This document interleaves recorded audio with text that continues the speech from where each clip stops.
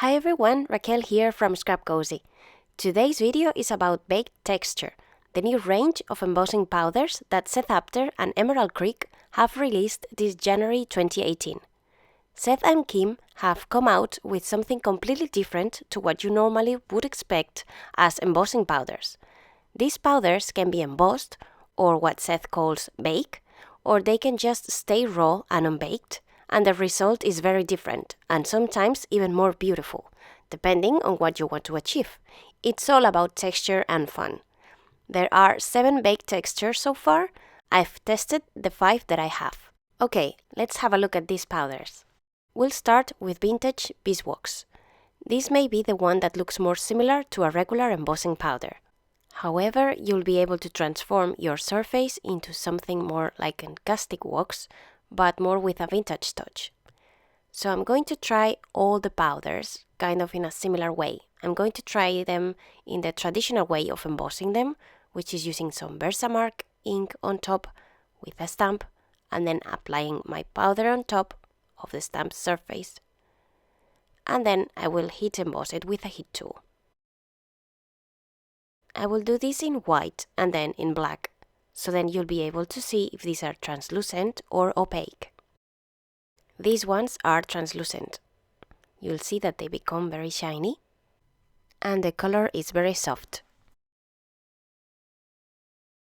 And it's like a creamy color and it has those little dots which gives it this vintage look to the wax, let's say. And now we are going to repeat the same in black. Regular embossing powders, if they are metallic, normally they are opaque. So basically when you heat emboss them in black, you can see perfectly the letters and they really stand out. However, if they are translucent, then what you see is some shine.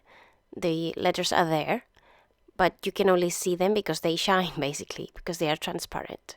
And this is what happens with Vintage Beeswax. It's translucent.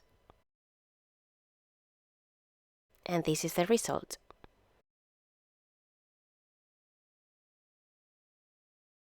My next step is actually to apply it in the entire surface, because these baked textures are precisely for that, to add texture to your backgrounds and your projects.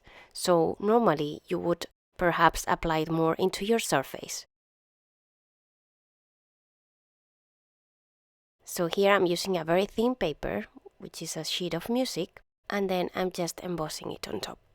And you will see that with a first bake, or first layer, you are going to get not a very smooth layer, but the color of the paper changes completely and turns out into a more vintage look, and it's shiny.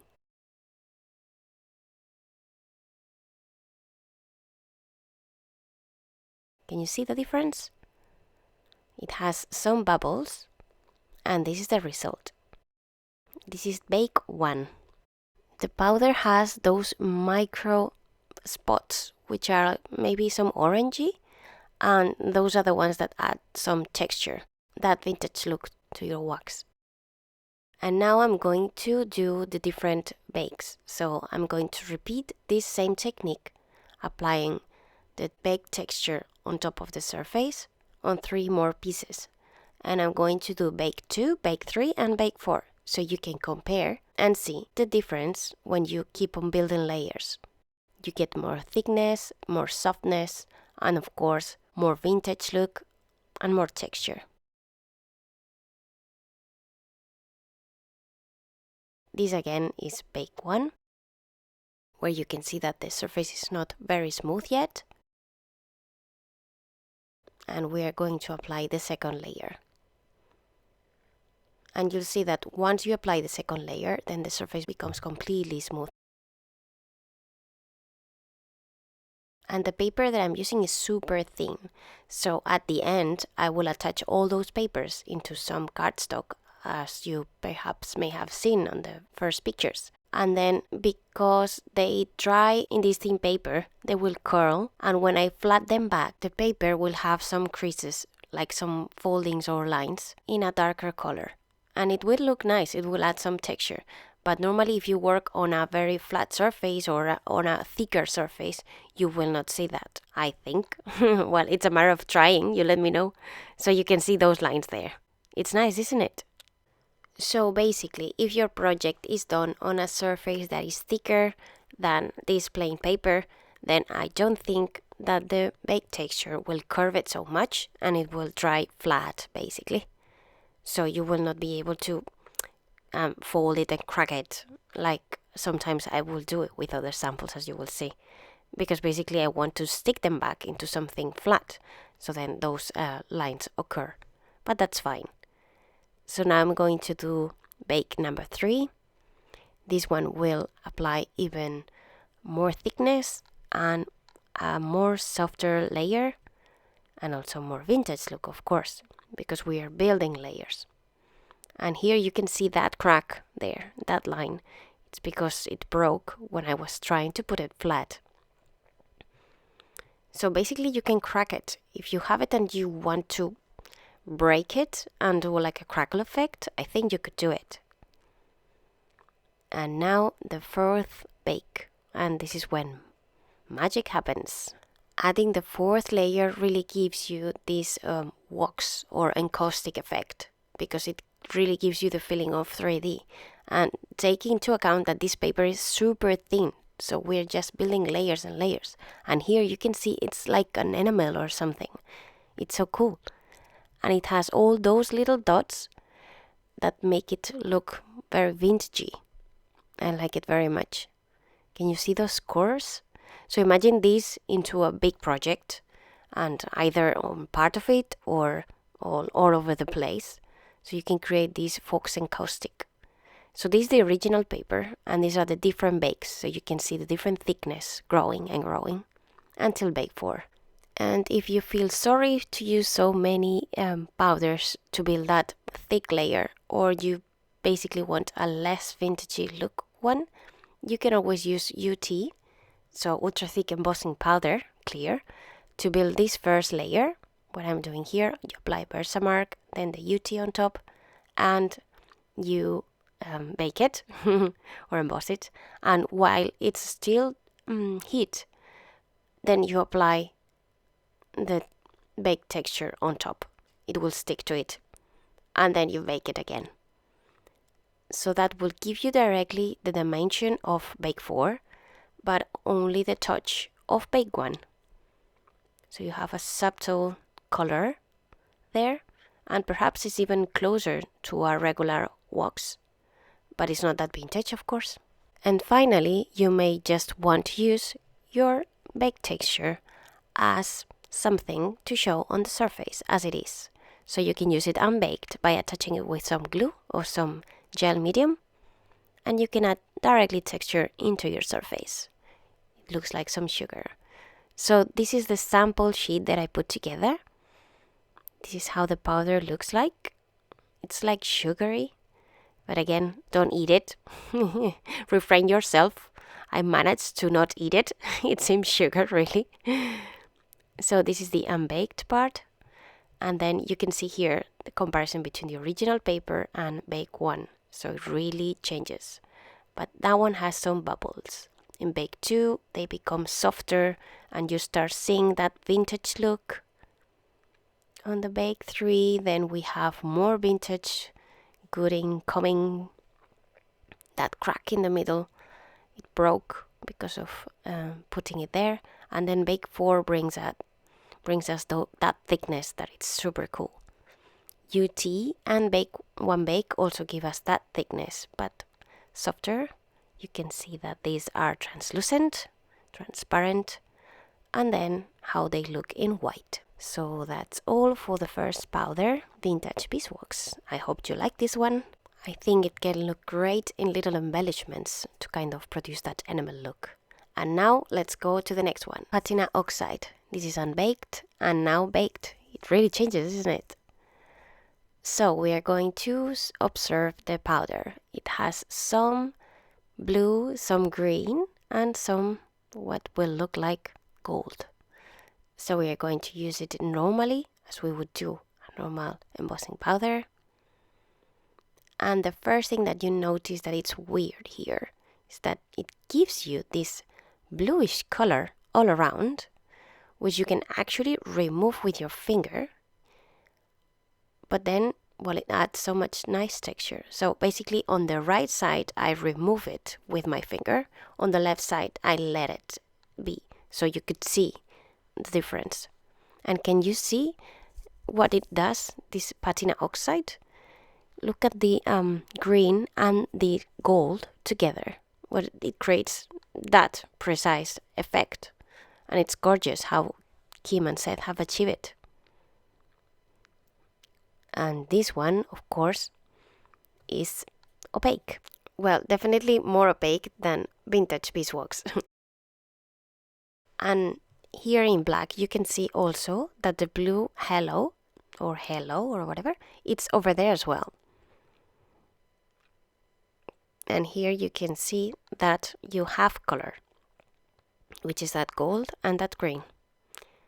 And again, the blue, you can remove it with your finger, as I did on the right side, or you can keep it, as I did on the left side. And look, those green and gold sharing together. Oh, it's so nice. It's like a mosaic. You will see it better when I do the entire surface. But I really like it this way. It seems like the letters are very old. Well, it's that patina effect, which is very cool. And now we start baking. This is the first layer. And you can see that, okay, it's opaque, but it's semi-translucent as well, right? Or semi-opaque, better. Because you can still see the sheet of the music. And then you can also see that goodness of the patina effect, combining that green with that gold. And now we go with the second bake. And I'm going to attach several to them at the same time and make it quicker. I stop in bake 3 here because I thought it was too opaque as to carry on, and perhaps it wouldn't be worth it.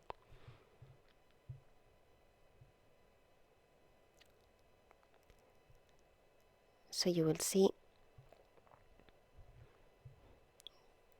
that basically you get a more softer or smoother surface, but then also you get those granules there, and sometimes you really find them when you have like a piece of metal. It has some things that are not completely flat, so that adds more texture to your surface. And then it comes bake 3, and then I decide also to test on black and see how it looks. The black one is tricky. It doesn't want to stick. And it also looks very nice in black. Depending on what you need to do, it really can change the part of the surface of your project to this kind of metallic effect. I love it. And it's very Seth. So the third one gives that thickness that it's, well, very, very nice. I like it very much. And it looks like a mosaic. It seems like moss with gold. It's so weird. Weird. I think it's the word that I will be repeating over and over again with these powders. They're really different. I like them very much. At the end of the video, let me know which one is your favorite. So this is bake 1, very thin. Bake 2 becomes thicker, but with bigger drops. And bake 3, even thicker. And now we're going to try the UT. So the ultra thick enamel. This to see if I achieve something different, and also basically if you can extend the life of your powders, because these are precious to me now. So yeah, it's nice. It looks more greeny and than the others, and of course it doesn't have that depth, but it has that thickness. So depending on what you need it for, it may work for you. And finally, I'm going to leave it unbaked. And this is probably my favorite. I'm just applying Mod Podge and then a first layer. And then even before it's dry, I'm going to apply a little bit more of Mod Podge, because I think it's not thick enough and it will not give me all that goodness that I can see on the jar. So I add this other layer. And that's it. And that blue there is like, oh my, it's so nice. So can you see it unbaked? I mean, just, it seems like rocks and I don't know. Yeah, that patina effect is so nice. I love it. It seems like jewelry and under the sea and very ancient. Love it. Okay, so this is the chart with all the samples. And this is the powder once again. So you can see how it looks, how it moves. This one moves. You will see that afterwards. Some of them don't, which is very weird. And the unbaked effect. I think it looks nicer in the pictures, but well. So here you can see that it's a bit translucent, the first bake. The second one, you cannot see the background at all anymore. And you can see those little drops. Then bake 3 gives more thickness. I'm sure that if you add a fourth one, it would be even more thicker, of course. Then the UT, it's less deep green than the bake 3, but it's another alternative. And then what happens if you use it in black for regular emboss as well, and in white. I think I like it in both. So that's it. Enough with the patina oxide, and let's move to the next one, which is very weird. Chunky rust. This one is the weirdest one. Why? Because it's fluffy. Fluffy. It has hairs. Can you believe that? I mean, it's so weird. But it's great. I mean, the effect is really oxide. I mean, if you have a look at it, you'll see it. So we're going to stamp first, as we would do in normal embossing. And then what happens? Poof! Can you see? All the powders jump from the jar. They're super packed because, of course, 20 grams of these, they occupy a lot of space in comparison with others. Then you've baked them, and you are not sure when they are actually embossed, okay? Because there's so much here that you really can't tell. So you trust that, well, yes, average time of embossing should be like that. Yeah, enough. And then this is what it looks like. Can you see all those hairs? But if you really pay attention, it looks like if it was oxide, isn't it? Like if it was some iron that got oxidized with the pass of the time. So now we are going to repeat the same in black. And I think in black it's even better. I mean, the hair is not that obvious, I think. Well, maybe I remember it wrong. Let's see. And it looks beautiful. So I think that also in brown, it must be great. So again, you just trust, more or less, that it will be baked, because you cannot see a lot of difference. I mean, there's some difference, but not a lot.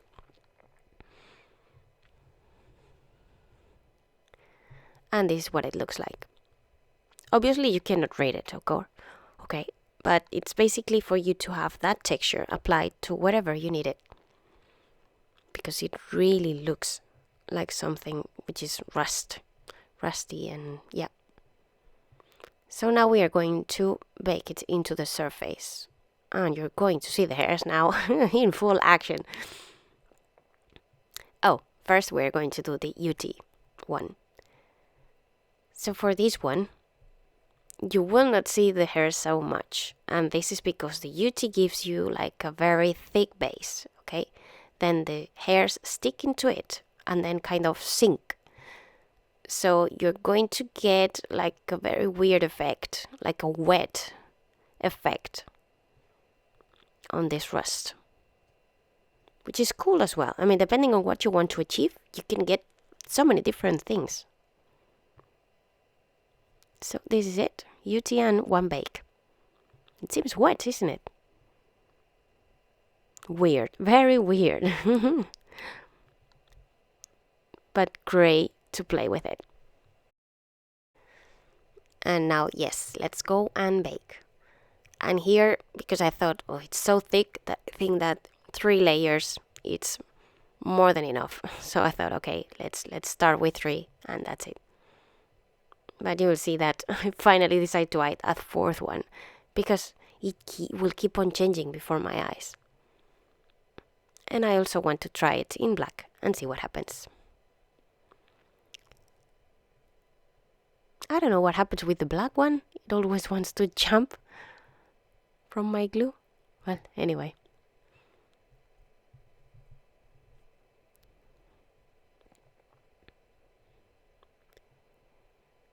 So this is the first bake. And in this one, more or less, things get baked, okay? And they get embossed and they get stick to the paper. And you get some shine and some metallic effect there. And you can even see a little bit the background. But it's definitely, well, covering the surface. I really like it like that. Then, of course, in black, you achieve a very similar effect. Perhaps this one I bake it a little bit more, I'm not sure. I mean, depending on how much time you apply, you get a slightly different result. And perhaps the black is seen also through, so that is why it's also a bit different. And now we're going for bake 2. So in bake 1 we had that, yeah, it could be seen that it's more or less a flat surface, and it has some metallic elements, etc. Now with bake 2 it starts to be a bit different, a bit more hairy, and when you bake you're even less sure than before if this is actually stick together. But well, again, you don't want to over bake because you never know what's gonna happen. Well, maybe I should have carried it on and then see. But I got until here and I thought it was nice. And then, yeah, I decided to add a 3rd layer on top. So a 3rd bake. It's very hairy. Can you see that? If you noticed, I changed the pad to an older one because I didn't dare to, well, I thought that the hairs may be lost or something. And then I preferred the old pad to actually catch them rather than the new one. And I originally wanted to stop at bake 3 because I thought it would be enough. But given that each layer was changing so much between one and another, because this one had, well, different texture and I don't know, even more hair, more fluffy, and I wanted to see what I could come up with. So after seeing all this goodness, I decided to go for number 4. So I'm going to repeat the whole thing again on this little piece until I reach number 4. I'm still surprised on how these powders differ from the others that normally you would use for embossing.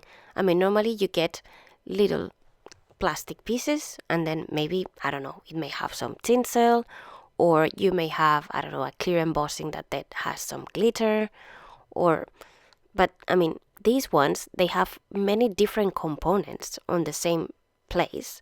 So this one, it has the hairs, it has some of those metallic elements there, it has also some orangey parts, and everything together is perfectly matched, so you actually get an oxide, a rust.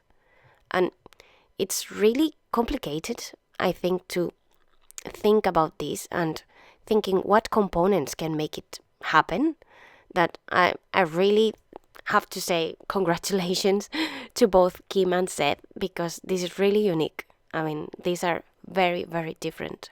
And I think that for the purpose that they are, to create texture and to add things into a project in a different way, so not as regular embossing powders, it's great.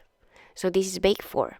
And don't tell me that this doesn't look like a rug. It's like a mini rug, but it's so cool because it's in the rust color. And I think that if you have like a piece of metal which is very, very old, you even have this texture. So I don't know, I like it very much. So these are the bakes and how they grow.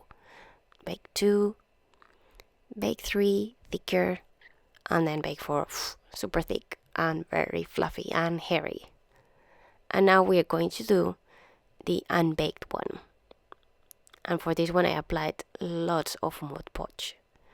And I decided to just put on top the powders and press down with another paper so they stick there. And I got, oh my gosh, what I got. It's so cool. Again, it's super fluffy. And it's very similar actually to the baked one. But well, I think it's even more fluffy and more hairy. I don't know. But you can see all the little components there that Kim and Seth have put together for us. So this is the powder. And you can see that this one doesn't move. I mean, it either comes all down or nothing. And you can see that you get the remainders of those little hairs there. This one is very weird, really. The weirdest one in the set that I have, at least. So that's the unbaked. Then in bake 1 you can see that it's more metallic and more flat. Perhaps it's the oxide part, the rust part.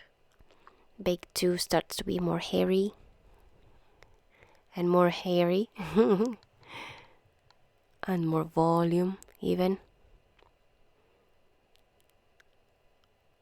And then for the UT one, it's like more wet result. Black looks also very nice. Embossed is so very weird because you can see all those hairs when you stamp an image with it. And unbaked, definitely very cool. Okay, so this was Chunky Rust, and now let's move on to Ancient Amber, another hairy one. And this is how it's baked. So this one is on the golden side, very goldish, but then it has some tiny dots which are a little bit red, and then it has some hairs that are blue, which at the very first time that you see it, it's like, what is all this that it's sticking here? I'm not sure. Does it really belong here? Did they mess it around and they put like a ball or something without realizing? But then it makes sense to have them there, and you'll see. So embossed in black. This is very cool, and it's like if it was like a gold embossing powder, but the hairs give it a very nice texture. Like, well, a metallic plate that it's very old, isn't it? I really like it. So here the hair is adding texture, and it's great. Then in white, that's very weird, because in black the hair was not that obvious, but in white it is a lot. And it's like, okay, what do I do with all those hairs? So here, even if you touch them, they don't go because they are stitched to the embossed part. They are stitched to that side. It's very weird. But then when you go into a surface, then it makes perfectly sense. So I'm going to repeat the process again of baking the different bakes layers. And you will see that the hairs at the beginning just, well, add a little bit of texture. But then it will start adding some texture that it will resemble. I mean, if you look at it into very, very detail, it will look to you that you're looking at a mosaic. It's very nice.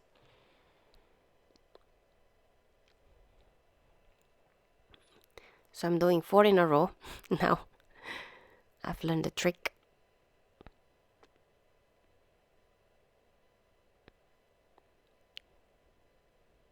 And I'm covering everything.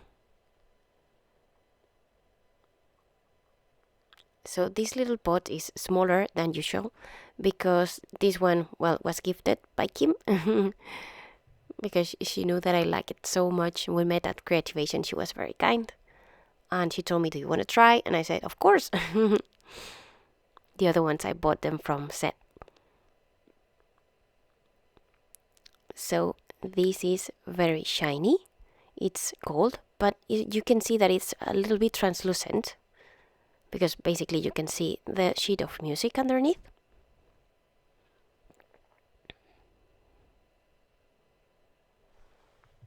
So that's the first bake. And it's very transparent. You can see the gold. You can see the hairs adding that texture, which seems like crackled a little bit. And then you can see also those little red dots there. So that's your ancient amber. And now we move on to bake number 2. Same as before, I press down very well to make sure that I cover my surface very, very well with Versamark ink. Normally, of course, I'm just testing here, and this is the little piece of paper that I have, but you would apply as much as you want or as you need to into your surface of your project. You may want to cover absolutely everything, or you may just want that a little bit here and there.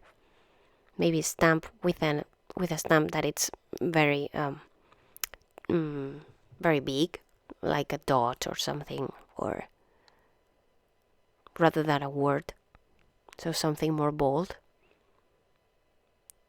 and you get, well, different results. So this is baked 2.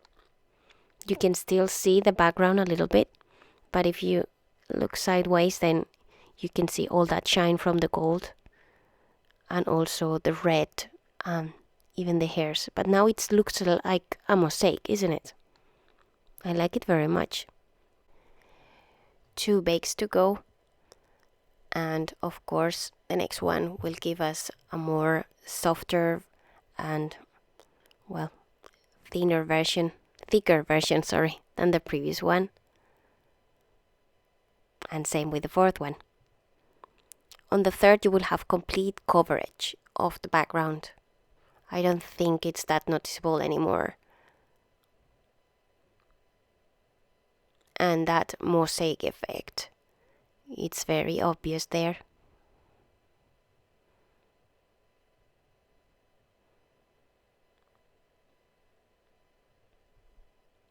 Can you see that? I don't know, maybe I'm imagining it, but it's like very little pieces of gold together. And I think this is because of the hairs. The hairs themselves avoid that they create a uniform layer, so they add lots of texture. And those red dots there also make it like more vintagey. I don't know, I think it's a perfect combination. At the beginning you think it's very weird. Why would they add hair and blue, It's like it doesn't match. But it does. It really is there for a reason. They've really thought about it. And then when we go to the 4th one, then it's when magic happens. And then you get that thickness. And then it seems a piece of, well, a metallic element. I don't know. It just jumps, and then you have all those hairs on the side. And it seems like a surface that it's precious. It's like a treasure. I don't know. It looks so cool. I like it very much. So now you can see the different bakes from bake 1 to bake 4, how they grow and become less translucent, more opaque, and more real, let's say. I love it. Very nice. And now I'm going just to apply it unbaked, raw as it is.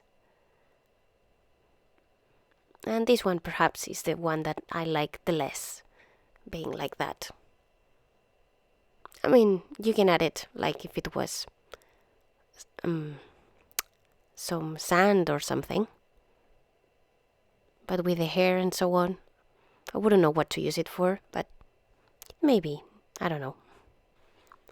And now we're going to see what happens if we use it with the UT. So ultra thick enamel, a layer there, melting it down, and then applying the powders on top. We bake them again, and then you will see what is the result. So basically here, what you achieve with the UT is seeing all that texture and all those elements seen there. So the hair is obvious. It's not as mosaic as the Bake 4 before. It has the thickness. It has also, well, it's very flat surface, but it's not as rich as a Bake 4 of the actual powders. Still, I mean, you may find it useful for the project that you need to do. And now I'm doing it in black. And I find that these powders, the ones that have some metallic on it, in black, they look very nice.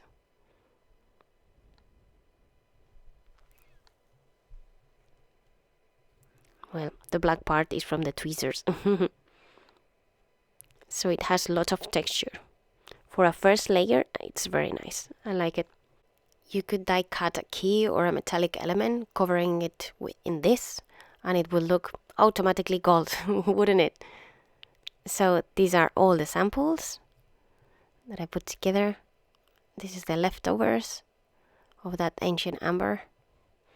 You can see how they move and all the hairs there. There is a bowl there even that is full of hairs. So if they've released, it will be very hairy. So this is the unbaked part. And then the different bakes. So this one is translucent still. You can see the background. You can see the gold as well. And bake 2, it becomes more coverage. You cannot see the background that much. And bake 3 is more soft, the finish. And you have the mosaic effect. And then in Bake 4, the thickness is gorgeous. And it really seems metal with that mosaic effect. And then the UT plus 1 bake result. The same in black, 1 bake only. Really cool. And this one is great to use in black. I love it very, very much. But I don't find it as cool in white because of all those hairs. So that's Ancient Amber. Very nice.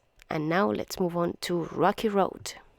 Rocky Road is super coarse and super thick. It's like little pebbles there.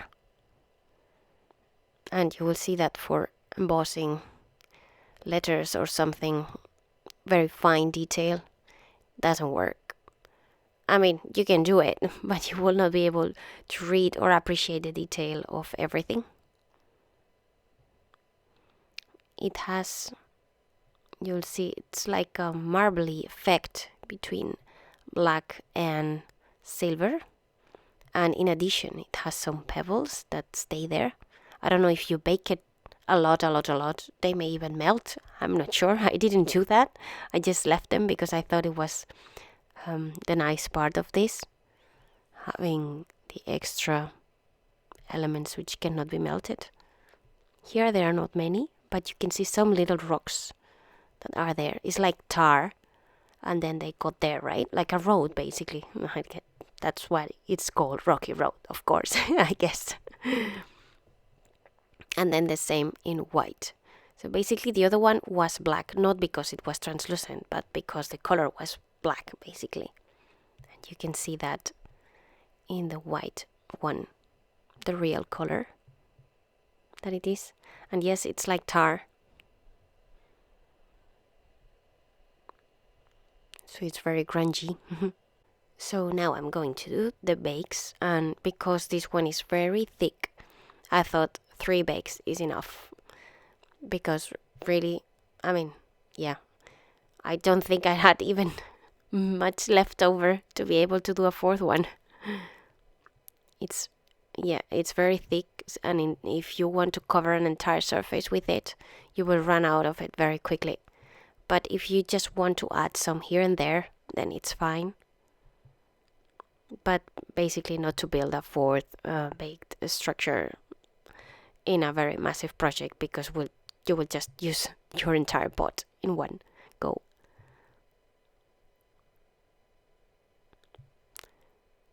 So it seems like they are very little rocks or sand. And when you bake it, you're not sure which ones are going to actually melt and which ones are going to stay. But some of they stay.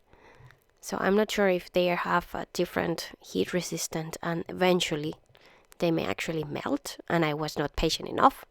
Or if it's just that they are like that, so then they are texture and you have those little rocks encrusted in your project, which is great if you actually want to do like something that resembles a road.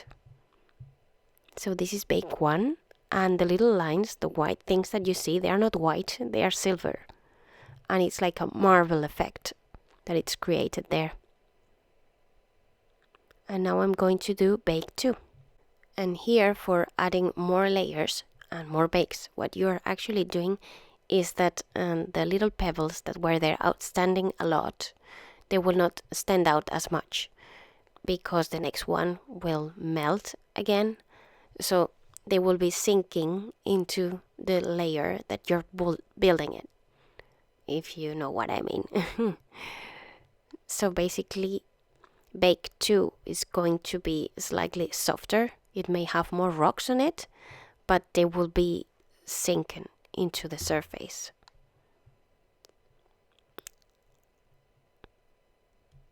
And the pebbles that you have there, some of them, as I said, will melt into silver, like the one in the middle that has this weird shape. And as you see here, it was so thick that it cracked when I tried to flatten it after dry. So you can basically crack it as much as you want. And you can get a very nice effect as well by doing that. And now we are going to do the final bake, which is bake 3.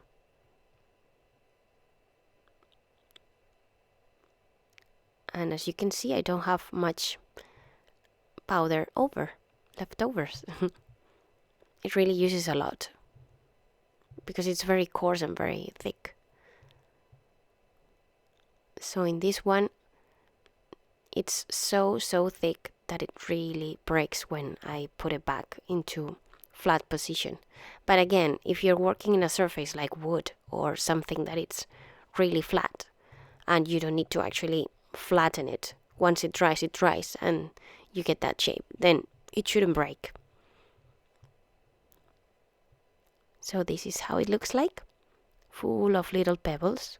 So like a road, basically. Very cool. This is not my favorite, I have to say, but still very interesting. So bake 1, bake 2, and bake 3. And now I'm going to apply it with UT, so then we can see how to save a little bit of this powder. So basically, by creating that layer of UT, you allow the rocks to sink in, and because the coverage is so opaque, it will be okay, and it will resemble very much bake 3, I think. So this will be a good way of actually, well, not using so much of your powder, but at the same time achieving a very thick result.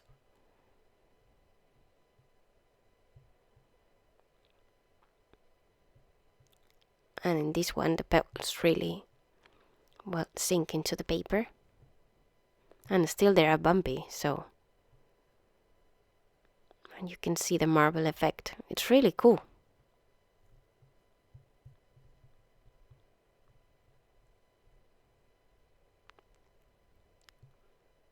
And it also broke. And then the final bit, which is perhaps my favorite use for this one, would be left it unbaked and raw. Because you can use it like if it was like rocks or some pebbles in the floor. And they look very nice. So perhaps for making the bottom of a project or just adding some of this texture randomly, it would be nice instead of covering the whole thing with a bake texture. So this is how it looks like. This one is very loose and very coarse. And all the tests that I did, the unbaked one and the different bakes. As you can see, this one is very opaque. But you can't see the background at all, basically. And very thick with very little layers in comparison.